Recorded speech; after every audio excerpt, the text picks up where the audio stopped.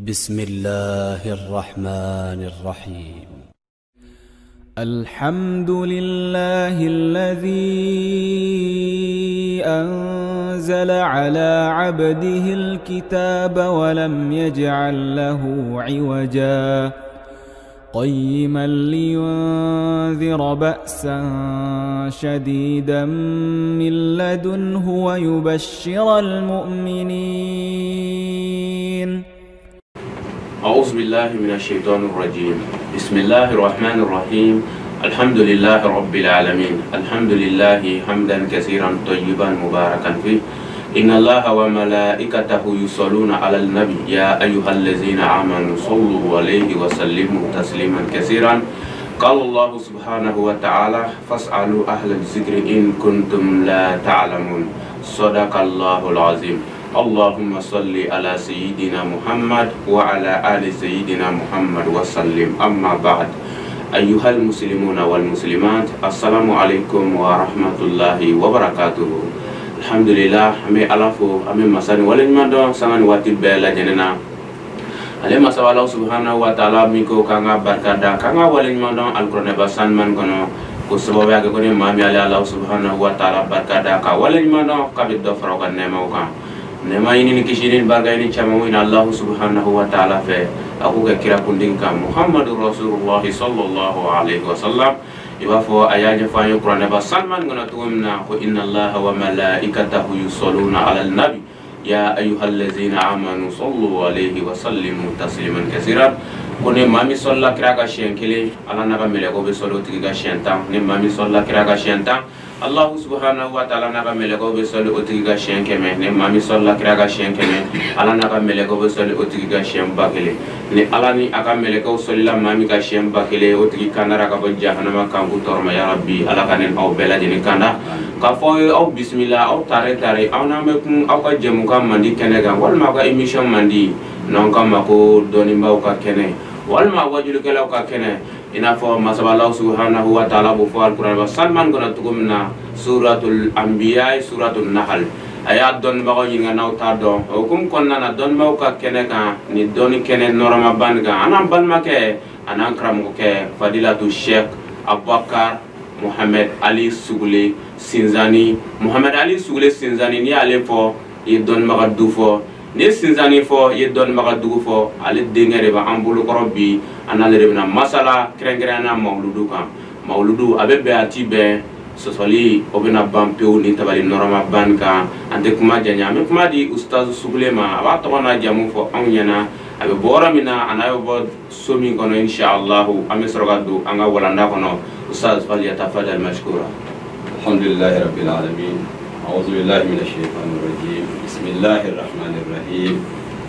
الحمد لله الذي أرسل رسوله بالهدى ودين الحق ليظهره على الدين كله ولو كره المشركون وأشهد أن لا إله إلا الله وحده لا شريك له وأشهد أن سيدنا محمدا عبده ورسوله وصفيه من خلقه وقليله صلى الله عليه وعلى آله وأصحابه أجمعين.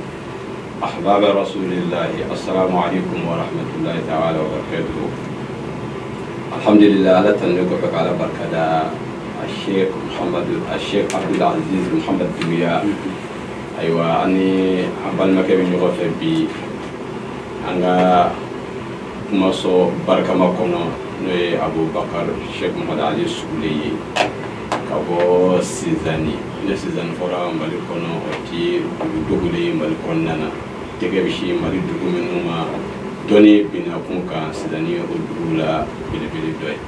الحمد لله.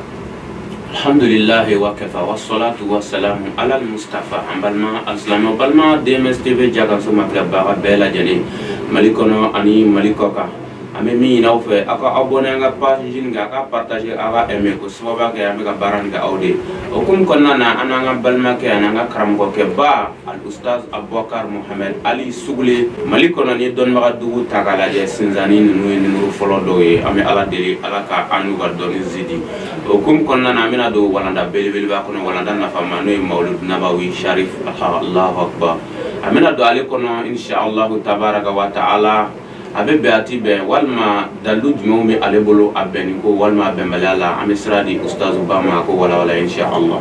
Alhamdulillahi rabbil alamin. Labe bace ana muso kira kanuba jamakulu minun kunyega anani wati na ni minun kuloga amankana. Anga karamuko ananga shiko ayenyi ngali misema ana. No ye Mawlidun Nabawi Sharif. Dal fen kuntigi no ye dali yɛrɛ kun ala bolo ale ka bangini ka a ɲɛnajɛ kɛ a bɛ bɛn wa walima a ti bɛn wala silamɛw bɛn kɔni kɛra ka dɔnnibaw yɔrɔ wal aqada al ijma'u anna al mustafa afdalu khalqillahi wal khulfu intafa dɔnniba bɛɛ bɛnna kan ko Mustafa no ye Muhammadu ye ko ala ka dalifɛnw lasɔrɔ fasumanden don a ka fisa ni dalifɛn bɛɛ ye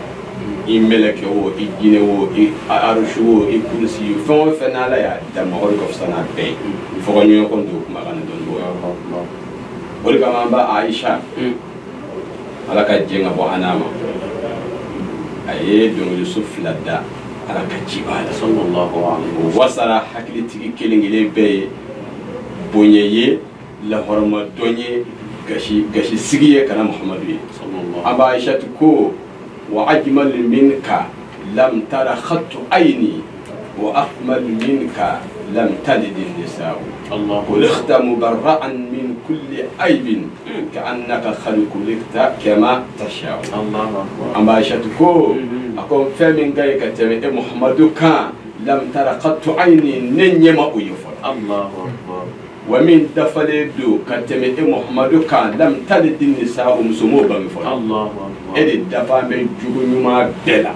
mamtu ɲuman bɛɛ Muhammadu dafa b'a bɛɛ la khuliqta mubarra'an min kulli aybin Muhammadu dara ala fɛ i saniyalen ka bɔ lebu bɛɛ la lebu tɛ ni jɛ i la sa arabu yɛrɛ ma lebu dɔnna kafiru minnu bɛ Maka Madina u ma lebu dɔnna nafiki minnu bɛ Maka Madina u ma lebu dɔnna yani kiraya kana olu de y'a wele ko Muhammadul Aminu Muhammadu danayamɔgɔ o fɔra kira ma yani kiraya ka da a nana kuma kuncɛ ni mun ye n'o ye an ba Aisha ye ka'annaka khuliqta kama tashaa'u a ko Muhammadu a bɛ n'a fɔ a ka di e yɛrɛ ye cogo min na i ka da cogoya min na de ala y'i da ten de o ma lamɛnbaa cɛ a n'a muso f'an k'a faamu an ka segin k'a faamu al-ihtifalu bil mawlid an-nabawi sharif ka ɲɛnajɛ kɛ ni kira ka bangini ye bid'atun hasana bid'a ɲuman don bid'a ye kalite 2 ye bid'atu sayyi'a bid'a juguma ani bid'atul hasana bid'a ɲuman kira ma baara min kɛ nka ni ko ɲuman don o ye bid'a ɲuman ye o kira ma baara min kɛ nka ko ɲuman tɛ o ye bid'a juguman ye wa n'a ye mawludu lajɛ k'a bila alisilamɛya balasi kɔnɔ an bɛna sɔrɔ bid'a min don bid'atul hasana bid'a ɲuman don wala dalila ala tahrimihi min al-Qur'ani wa sunnati wa ijma'il umma dalu foyi tɛ Qur'an kɔnɔ mɔgɔw tulo bɛ an na u ɲɛ bɛ an na min bɛ mawludu kɛlen haramuya yira a tɛ Qur'an bɛɛ a ti kira ka sunna kelen na hadisa kelen tɛ yen min b'a yira k'a fɔ ko mawludu kɛlen ye haramu ye wa dɔnnibaw ka ijmaw dɔnnibaw ka bɛnkan n'i y'a da o balazi la dalu kelen tɛ yen min b'a yira k'a fɔ mawludu kɛlen ye haramu ye bid'a ɲuman de don wa bid'a ɲuman caman bɛ silamɛya kɔnɔ kira ma min kɛ a m'a fɔ k'a ka kɛ nka bi silamɛw bɛ k'a kɛ o caman de bɛ yen bolo bɛ kura la k'a fɔ ni jate t'a ban mɔgɔw m'a fɔ k'olu ye bid'a ye dɛ u ma ba o ko la dɛ fo kira ka bangini belebele silamɛ ɲumanw bɛ fara ɲɔgɔn kan ala ka kiba kanuba gɛrɛgɛrɛw bɛ fara ɲɔgɔn kan ka o nisɔndiya min yira ala la u ko k'o de ye bid'a ye bid'a juguman ba ko bid'a filibandiya bid'a wal iyazu billah k'a sɔrɔ la wa alamu annahu kad warada fil hadith sharif bɛɛ k'a dɔn danganiya dɔnna na k'a fɔ k'a nana kira ka hadisa sanuma na hadisa jɛma na basabu kira nyiningara su ila nabiyyu an siyami yawmi isnayn kira nyiningara ko munaka bin dene ndene kira iba shumu ngoso do hu do e wolo blay muna ebin dene ta ulu kira ka shu kira nana mu vo nyingal kebaye jabida aqul dhalika yawmun wulidtu fihi wa unzilat alayya fihi nubuwwatu akon dene do ya de donye nere kira banginen dene wanda bi ya dira ne kira makaben dene ndoma ori kama ne bi dene mboye ori kama ne bi dene shu hokma islam anda da nye ko ni ma fili abu foko kira ka suna o ye kira yere kuma ka mi ke ay kuma ka mi waliya ako mogo ka mi ke no sahaba uye sahaba ye mi ka nyina na ma favo ni de suna yo kira yere mi fo o suna kira ye mi ke o suna ako sahaba ka mi ke o suna bara mi kera sahaba fe anyina na ma kuma o suna o kira de go ale bin de no ya shu kale bin dene shu mu kunju ngo so ka fanana makira mawludu ke nay na di sai ta kalaje ama fo kan akede ay nga ala ko qur'an ko no laqad kana lakum fi rasulillahi iswatun hasana ko muhammadu kera awiye la degeli kero nyumayi ma ala ka tiba kan la degeo na kan la dega ka bara wala aka bara do ko yendene no shune ka damu ka banina bay mawludu ke de mawludu de lufla ambolo a Sheikh Abdul Aziz ni mawludu de luya ambolo o ko fe Imam al-Busayri akwa ma ka kitabo kono no ye hamziye وليلة المولد الذي كان للدين سرور بيومه وازدهار وتوالت بشرى الهواتف أن قد ولد المصطفى وحق الهدى سبحان الله إمام البصيري قام رحمه الله alaka hina al-islam shubala alaka nafani ahorama ako kira ka bangini ko odi kira nuso jaye kana islamiyya dinayi a dokera nusojaye kana al-islamiyya dinayi wa dokera samora tan wasoye kana al-islamiyya dinayi islamiyya dinayi re waso soro ay hera ni nusoja soro ni kira ka bangini di ibi je fongo fongo ko al-islamiyya nyuma ki ba ke bi hera sorala kira di bangina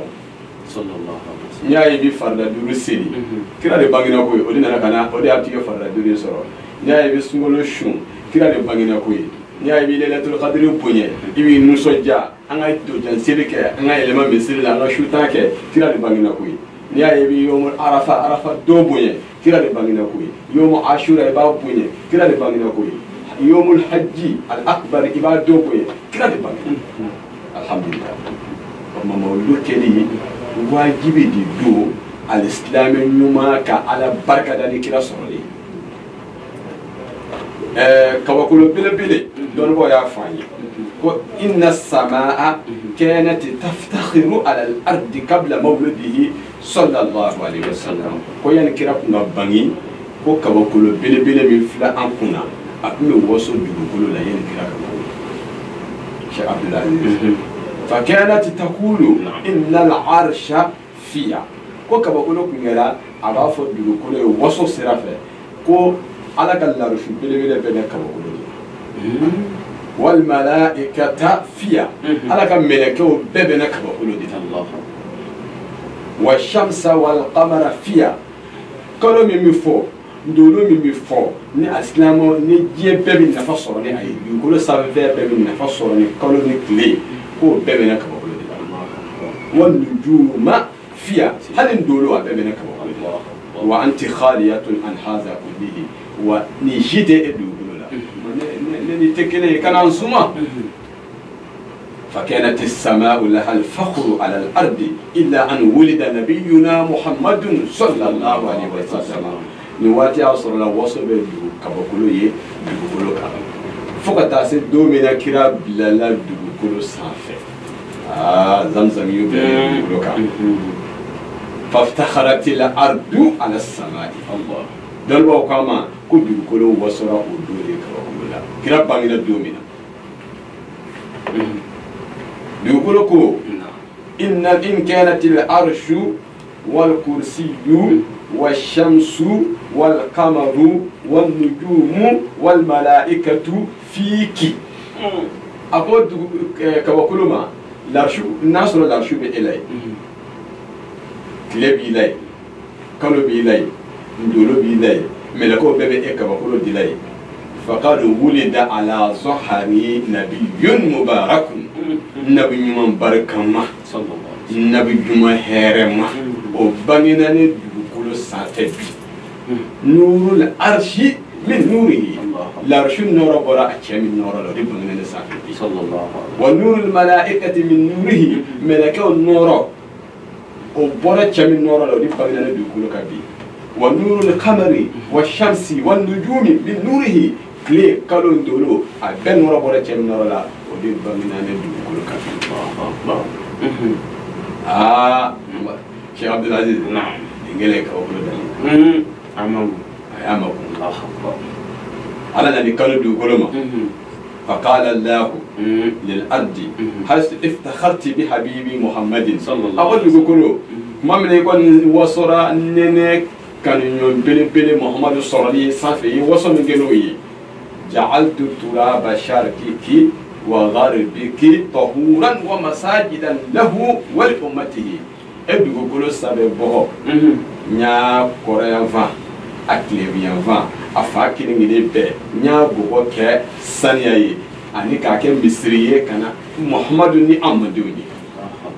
اوريغاما على كاتبا مانيو نعم فابلو غسيري يوراي الله اكبر سيلواتي مانو سورو يورو لا مصري بي مصري تيو بيسيري ابي ميني الله اكبر نيما جيرا سورو ني دغكولو بوغو سورو ناكا سانو كوسوفا باكارا بيسدي تيبيتا مامو تاركي كاسباتو كنالي مungama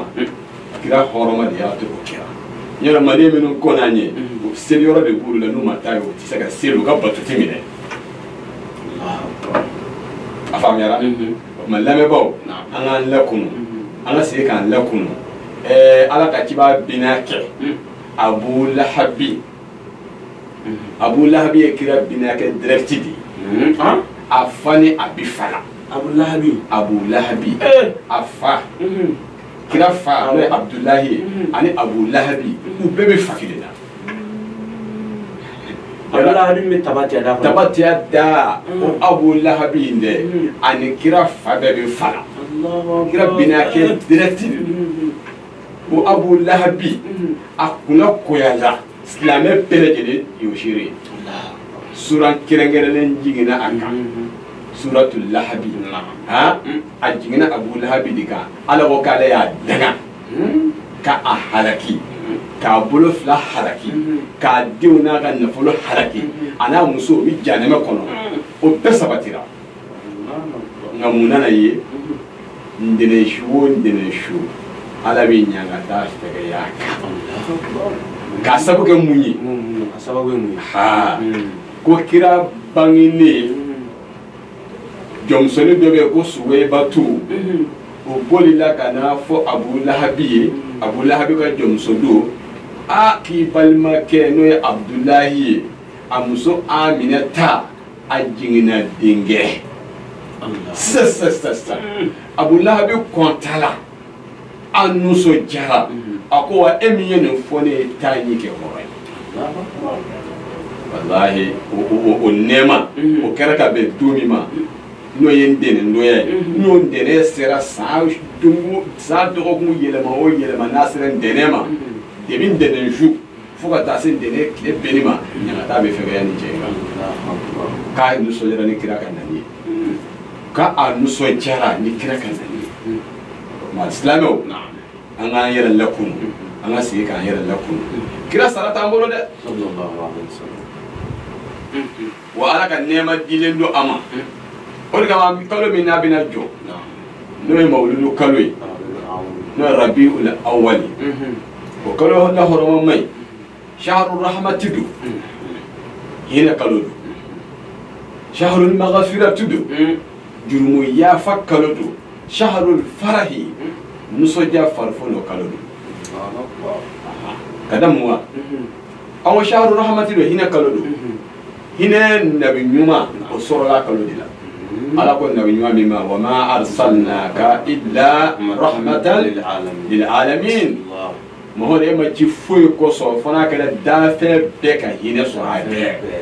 ala ma de doron tede islamo doron tede jino doron tede alamu dafe be o ni kuma ga de kira fusa ni dafe be kira cira de be ka hina so o mo ko hina inde o bangina ala fe kabla du kolo kan ni kolo barkama indina no rabiul awwal no أما شهر المغفرة جرم يا فكرنا على قام القرآن كنا ولو أنهم إذ ظلموا أنفسهم جاءوك فاستغفروا الله واستغفر لهم الرسول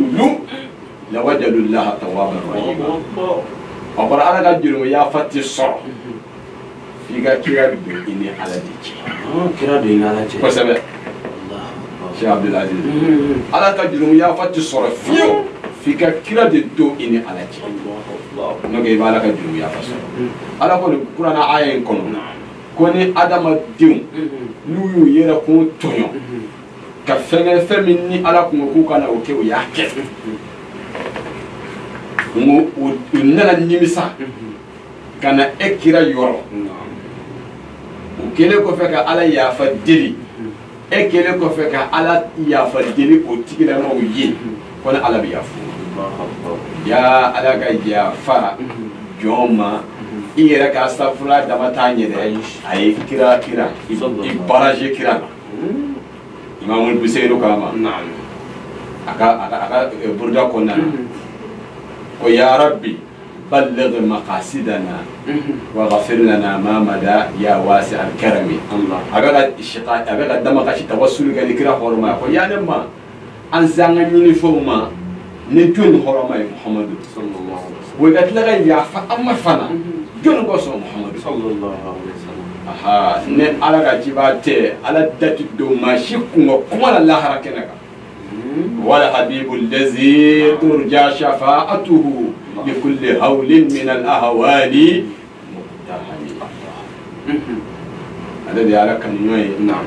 كان يومي ببا كسنة لدو جيجيا لا حركة لك الله نال ما سنن دوك سنن دوك باتي الله أكبر وما شهر المغفرة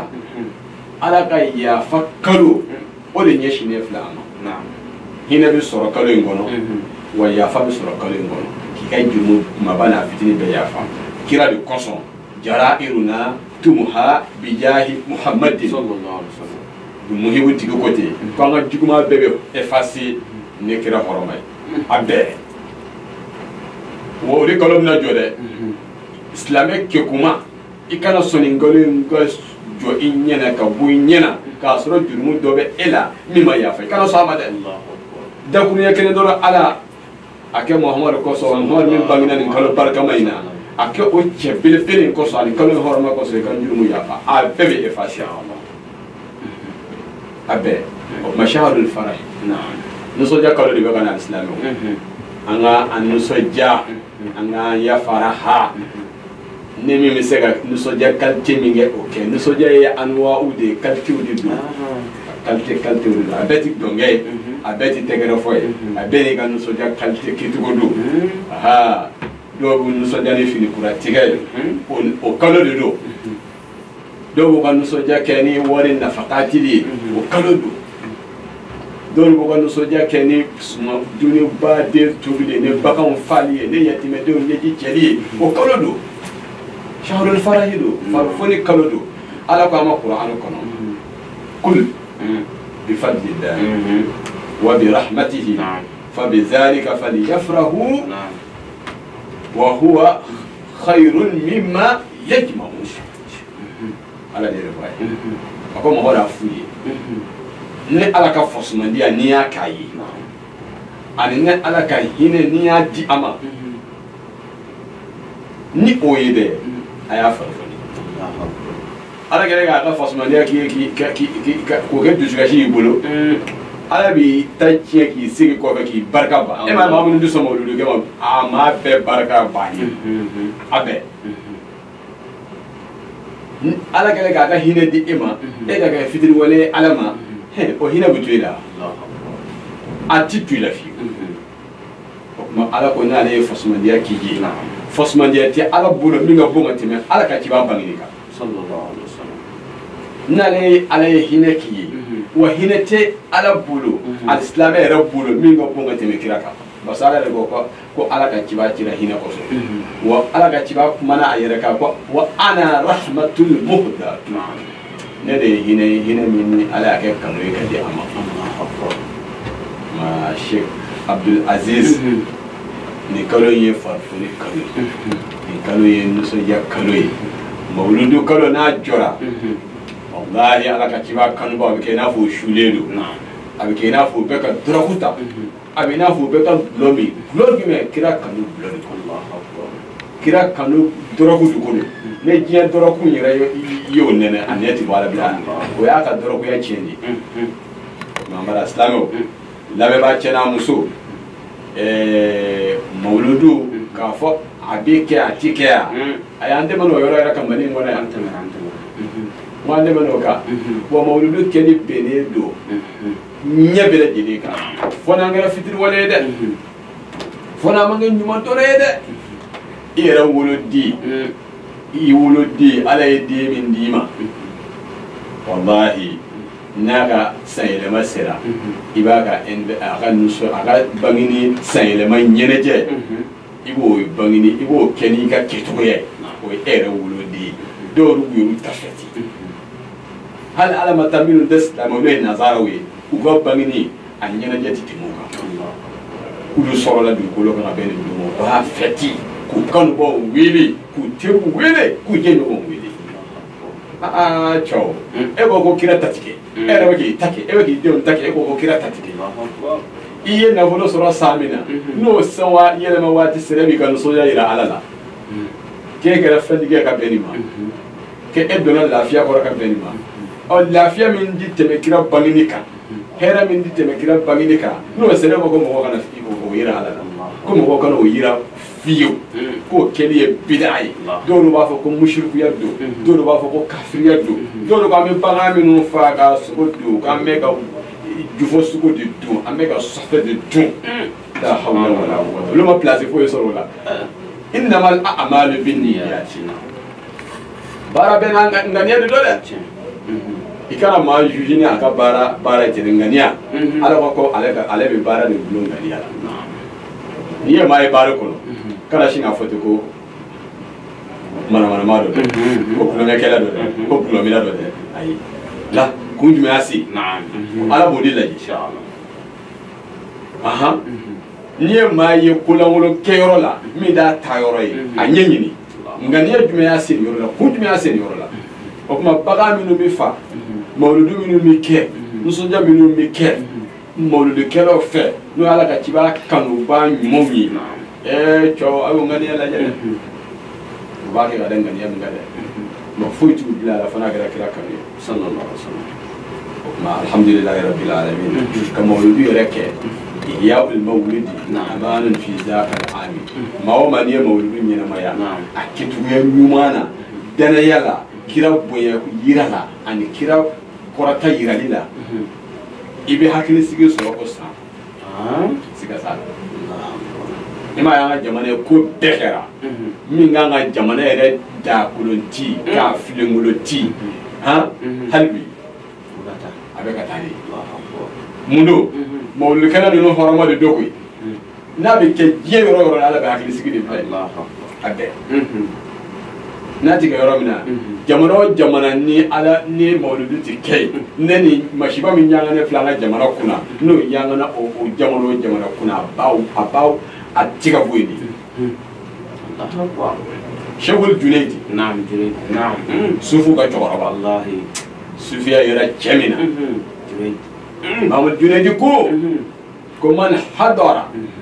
قراءة مولد النبي صلى الله عليه وسلم وعظم قدره فقد فاز بالأمان. شيخ عبد العزيز نعم شيخ الجنيدي صوفي دو على كتيبا كانوبا دو أكوني ماو ماننا مولودو كلا كيورولا إننا كنا أبوني ni sekuyi ki ye garanti sɔrɔ ɲɛnamaya garanti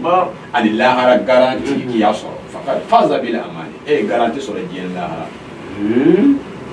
ni nana mawulu kala kɛ yɔrɔ i nana fara nana bonya di yira ni sekuyi bonya yira kalite bɛɛ n'i ka bonya kɛ tugudu mawulu kɛnɛ kan wa azama qadrahu ye mawulu kadara y'a di a ma n'o ye nabi ɲuman ye i ye garanti sɔrɔ Cheikh Ma'ruf al-Kharaki Cheikh Ma'ruf al-Kharaki don ba bili sufi bili manyuma ako man hayya li qira'ati mawlid an-nabiyyi ta'aman ako ni mamin yesuma do labe kiraka mawludu kala koso mawludu shuye duni batubi duni ba wa jama'a ikhwanan ikira sabiya kabbal mawfarayun ka mawludu la wa awqada sirajan wi maddaw ma iyeyele mana o balma nunu yi kan pulu mana ashu wala bisa jadidan yefini kura do ikana yefini kura tiga mawludu kama wa tabakhara wa ta'attara ta'ziman li mawlidihi iye wushulan kasadumon ani parfum kasadumon iye wushu iyo fiye bonya koso kana kiraka mawludu yi hasharahu Allah yawm al-qiyamati ma al-firqati al-ula min an-nabiyyin ko al-qiyama jolo jama kul fara mun wulu ka do adina no inda mun no jama kul ko alabi kunu ka fara ko tigila mawka e kara ma kal tewo kalti ne Cheikh Ma'ruf al-Kharaki ko makare dol ba bil wala be ko asriyu sitiyu ako man qasada mawdi'an yukrahu fihi mawlid an-nabi koni ma woma ni yoro do sekere ka yoro do keregere kira ka mawludu bi ke yoro mina faqad qasada rawdatan min riyadil janna Allah ko tigila ma de jardin do keregere ka wa andine jardin wala kono mawludu ke ma wa ta mawludu ke wala itama andine ko Allah oye ana ndol ba bayinga famia anaka ay min famille mawludu kula oyni je ma tara mawludu kewro la ki tara aljina jardin a do shu mawludu kene be je kono jardin aljina jardin Allahu akbar wa qala katibaku na'am man ahabbani kana ma'i bil jannati Allahu akbar kul ma ya le kira kanu kibi keka kafo alema aljina kono Allahu akbar kira kanu ba be abe ba ndina kono ala kanu kira rasulullah ma bita mo lu kero la ni kira kanu taratida a temino lo ruti taw ulo ba kebo uru ke mushriku ye lo ma kafiru soro ma fila ka fo soro ni mo lu kero te ka ko da ko ni abi politiku yoro do min yoru ko sel ko tecce ko shungo tecce ko jaga ko tecce ko misiri ko tecce ulu aw ma se ka machine lu dama ke fona ke mo lu kelo ani fara famia ka ko mai de ala kan zo famia ni mara de place foi mo so mo lu kelo na ni kafiriyate ni mushrikiyate Allahu akbar opma abdul selba lu kete godi subhanallah ibi sel mo lu kelo be seli ibi shun ibi jaga bo ko do be islamia ko e so mu lu mo ulu sondo ma ulu fana so be do be sondo ma akana nyon kafiriya akana nyonga mushriku afamera islamia pie duru na nyon so ka ma to na ga famia fora nyongo be ga be boye ga famia ma ko ma o bin tamo de korola itara dina jardin kono ko ka sabu ka muye e mo yoro e ma tamo de korola fio fu ni bla korola tanida ne kira kanje sallallahu alaihi wasallam shekul fazazi bu muhibuti ko Cheikh Abdul Aziz na'am ko afir musliman bil hashimi shabahu haramun alayhi an-nar qalbun ahabbahu rasulun karimun ma asaqat rabbahu uiddu li ahwali al-qiyamati rabbahu Allahu akbar ko rabbo fenyo ko yalma ka be hashimiyu no muhammadu yalma ka bo be nyoma kira wala ani kira shi bo ne nyoma foila haramun alayhi an-nar qalbun ahabbahu ko duskun ne kira kanu sabatirala ko tasma haram yale do duskun farqulu ma duskun ya kira kanu o farqulu tijin tasma fa tijin matani ya buye mo dikala nunu be kira do buye wallahi ta kira do ya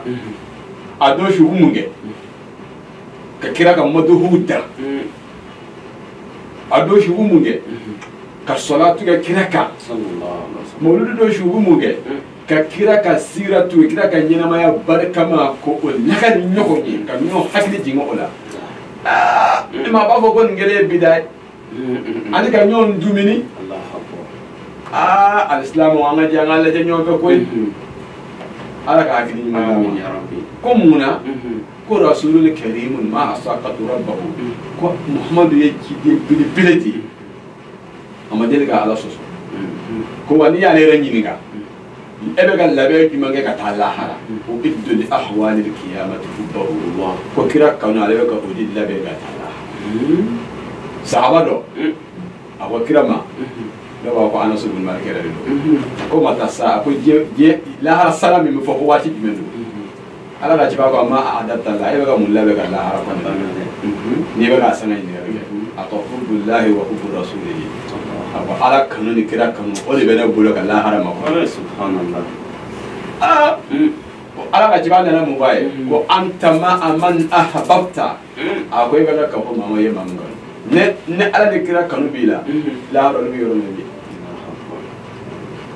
mama lu keri an bolo fendo femi keni dakaletu daga retera fendo femi keni wajibi basawo ala wala nyuman do de do la in shakartum la azidannakum amme fega ala de wala nyuman do ne kira soliye ne kira diliya amadu buloka bo be kete fo inende inshallah ustaz Sule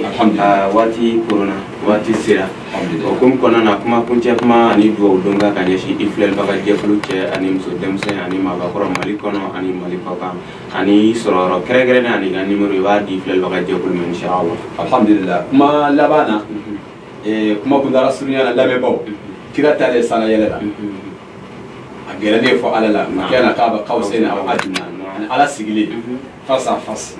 أقول ربي لا أسألك فاطمة ابنتي أقول أنا ندم سو فاطمة تندوغا كبارا فيها ولا خديجة زوجتي ولم سو خديجة ندو فنغا كبارا فيها ولا صفية أمتي وانتنمسو صفية ندوغا كبارا فيها ولا الأباس أمي وبناك أباس ندوغا كبارا فيها ولكن أمتي أقول أنا نمان ديو ما كرام من ديو أنا نكون أنا مولدوك نمشي همنا ni an ko mo mawludu amadi ala fe ala ka ke an be ma here akeli an anyina ma yakono ala kana ni ga bo an samosa ala ka ni kura do mawludu kelo la ka fanga kura de mawludu kelo ma je fa kiri ni de pefe ko mawludu ke ketugo la ketugo ya no kai ka teme sande no ka na ya ka fana ala ka ga sabuye ga na jamana basiki jamana bi kirisi mi wona bi dikuli gele mi wono ala ka jamana bo akono ni mawludu kelo horomay ani mawludu yara horomay ya rabbi awruka DMS-TV mbadi ala fe ala ka barka do ala ka samurata a baraki aba chena muso ala ka barka do abela ala ka hera kana be lame ba chena muso ala ka hera kan be ana balmake kundu ana ba kala ne na'am no ya Abu Bakr Sugule me Sheikh Marali Sugule de ka bo Sizani yara ambisiga ka ne Sizani ngora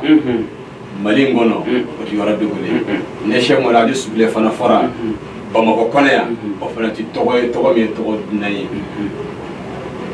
mani wati na mi Bamako ya yani wati che soni an rumi labe kam tanga mawludu Sizani wallahi islame gere goro be Sizani tega bishi maminu ma kule mawludu kontri ya a chekile de Sizani mawludu kena mi sige Sizani ngono abise mawludu kena duruma jama de bɛ wuli ka bɔ fan bɛɛ fɛ ka taa mawuludu kɛ a don su walahi n'i donna a kɔnɔ a silamɛ ɲuman n'i donna a kɔnɔ e yɛrɛ bɛ nisɔndiya ne silamɛw ka fara ɲɔgɔn kan ko nisɔndiya ye